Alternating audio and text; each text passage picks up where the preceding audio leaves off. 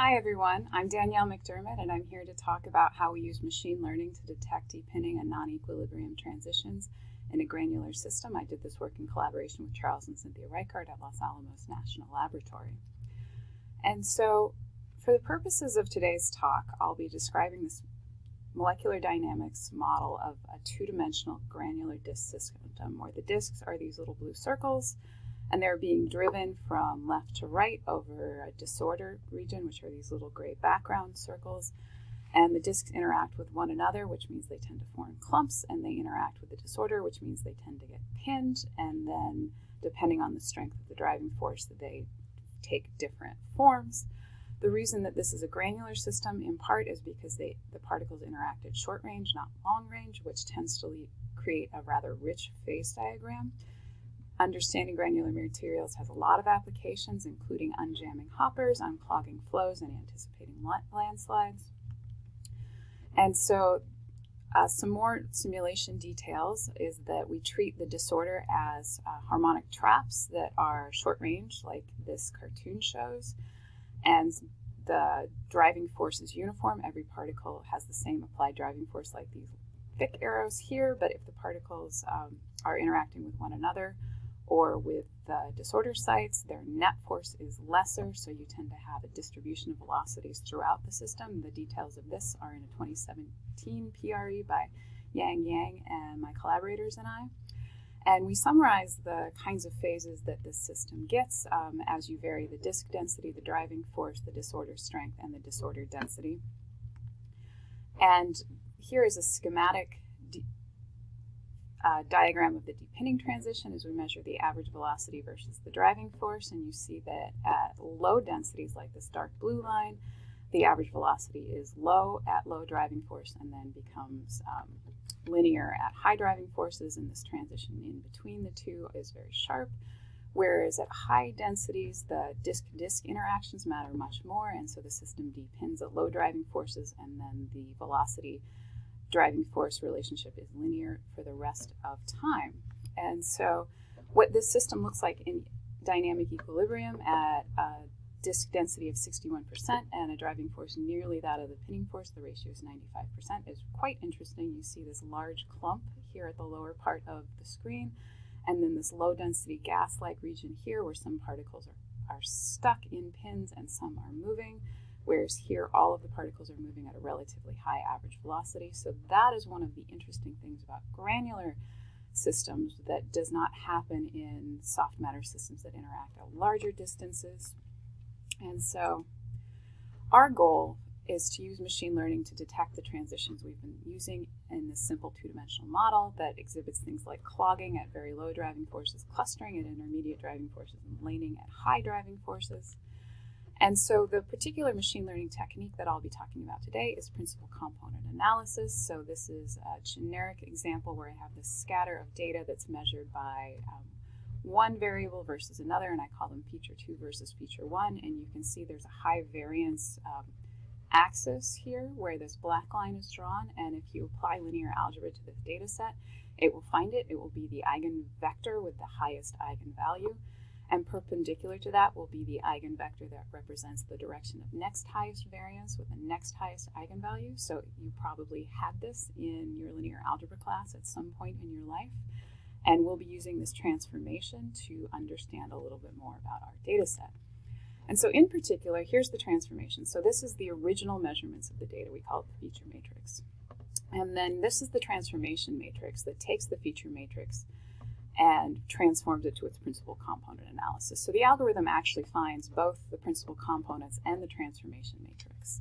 In the machine learning community, principal component analysis is known as a dimensionality reduction technique. And the reason why is because the principal components are sorted by the rank of the eigenvalues, it tends to emphasize the ones that best represent the data, the directions of highest variance.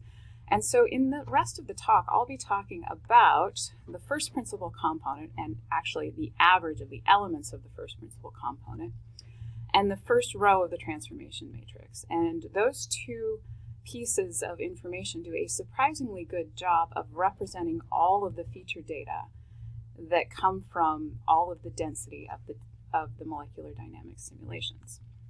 And so principal component analysis has so far been very successful in doing pattern recognition in things like facial recognition applications and in Ising model systems, and most recently in soft matter systems of things like disks and spherical particles. And this work was done by Ryan Jadrich and Beth Lindquist when they were at UT Austin. And it's written up nicely here so you can go look at the technical details, but they built their feature matrix, measured more or less the same measurements that you would do to create a pair correlation function. And so they measured the neighbor distances between a probe particle and all of the other particles in the system. They have quite a bit of technical details worth following up on if you're interested in this technique. But the moral of the story is here is a traditional soft matter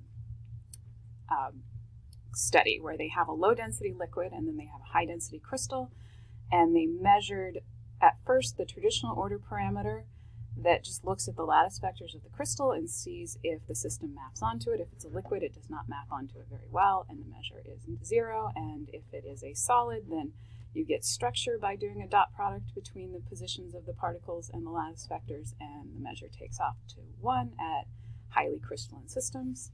So then they ran principal component analysis of this. They took the first principal component and they actually just summed it. And then they sampled that for a variety of measurements of the distances, and they built this order parameter that overlaid the traditional order parameters. So this red curve on top of the green curve is the machine learning derived order parameter. And so we'll use that same one in our measurements. And so what are our measurements? Here's the phase diagram. So I showed you the 30% packing fraction already with the clogged phase, the clustered phase, and the laned phase. There are other phases. So at high densities, the system is polycrystalline or crystalline. And then there are some homogeneous flow phases as well. And we would like to distinguish between all of these and the transitions in between. This is a schematic diagram that we built for our 2017 PRE, but we would like to do better today. And so what we're putting into our principal component feature matrix are data sets, one for each area density. So we ran the 30% separately from the 45% and so on of area densities, 60 driving forces, 10 samples per driving force, 1,000 probe particles per sample. So 3 million feature vectors for each of the area densities. So these were large matrices. And when we ran this model, we actually see ranked eigenvalues. So this is eigenvalue versus eigenvalue number. And so you see that the first eigenvalue when the packing fraction is 85% is quite high, and then it falls off from there. The transition isn't so dramatic for the 25% packing fraction, but there might be a little enhancement there on this log scale. But more promisingly, in between at intermediate densities, there's a clear first principal component, and then it falls off. So that is a good indication that principal component analysis works for this system. And so let's look at the results for the low density system that I've shown you already. So this is the machine learning derived P1 value that I showed you on that previous slide. And at low driving forces for this low density system, it's more or less, it's close to 0.